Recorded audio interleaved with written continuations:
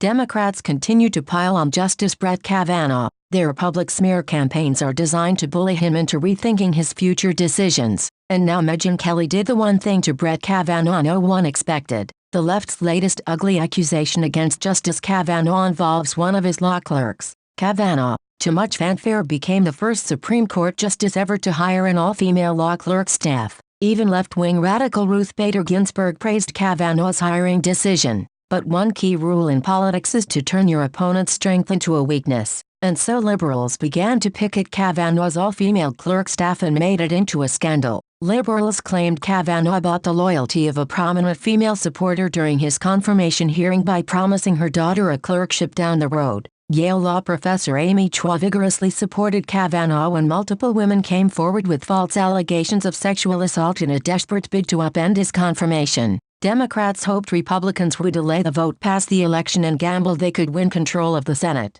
At that point, they would block any Trump nominee through the 2020 election and bank on the eventual Democrat nominee defeating the president. That failed. Now that Kavanaugh is on the bench, the liberals, and their allies in the fake news media, are manufacturing a scandal surrounding Kavanaugh hiring Sophia Chua-Rubinfeld as a shady example of nepotism and, essentially, bribery for her mother's support during a crisis. But the facts don't back up this allegation. Chua-Rubinfeld is a graduate of Harvard and Yale and was already hired by Kavanaugh as a clerk when he sat on the D.C. Circuit Court of Appeals. And Megyn Kelly defended Chua-Rubinfeld, though suggesting Sophia Chua-Rubinfeld didn't earn her clerkship ought to sub out their petty envy for some shame. Kelly tweeted, "Since being fired from NBC, many media observers have tried to figure out Kelly's next move. Kelly walked out of NBC with the entire $69 million she was owed under her contract, so it's unlikely Kelly is desperate for money." Fox News CEO Lachlan Murdoch,